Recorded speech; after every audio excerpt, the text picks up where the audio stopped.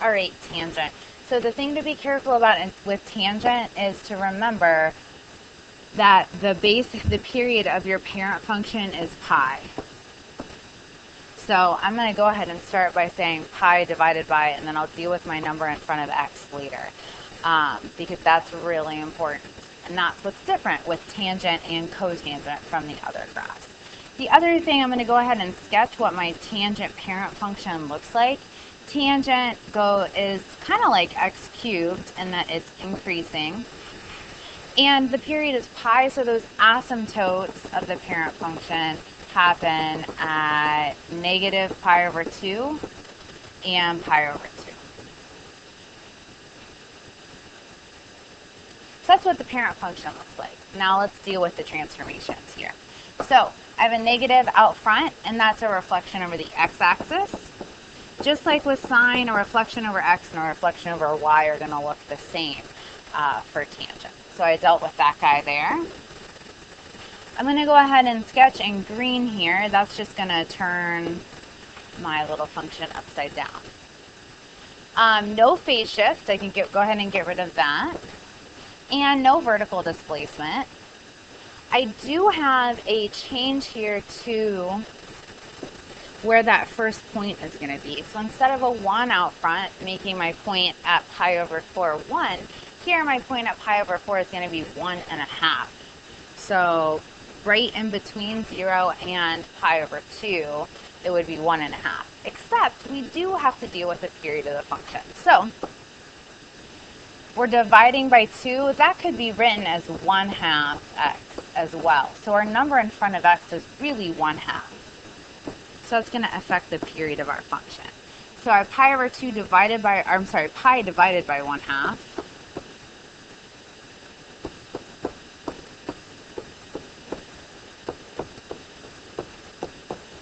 So that means the period of my function is 2 pi.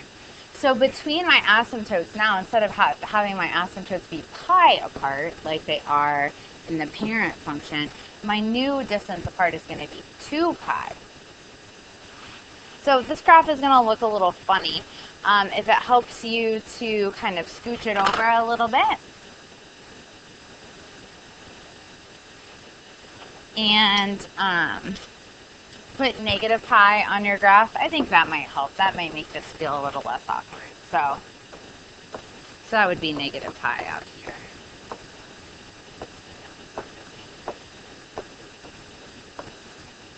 So I'm going to have asymptotes at negative pi, and that'll give me the period of 2 pi. The only time that we would that anything would change here, that we wouldn't be centered on 0, 0. With our asymptotes would be if we had a phase shift. Okay, so that deals with the period of 2 pi. I'm still going to I don't have any vertical displacement, so my y-intercept is going to be at 0, 0. And then I need to make a decreasing tangent function, and I need to remember that that point needs to be at 1.5 here. So over halfway in between 0 and my asymptote, I'm going to go down 1.5. And halfway between 0 and my asymptote up 1.5.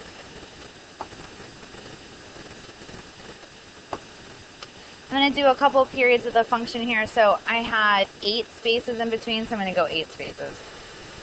4.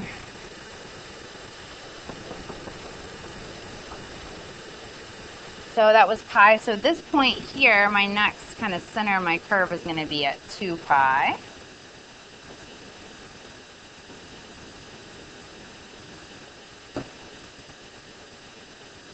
So if you look at where your asymptotes are, we have an asymptote at pi and an asymptote at 3 pi. Our next asymptote would be at 5 pi. So that's going to affect our domain here. Here we're going to say our domain is all reals, but x cannot equal pi n, and n is odd again.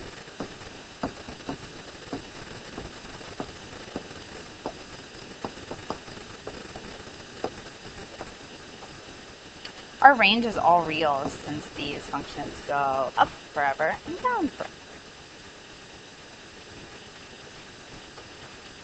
All right, that's tangent.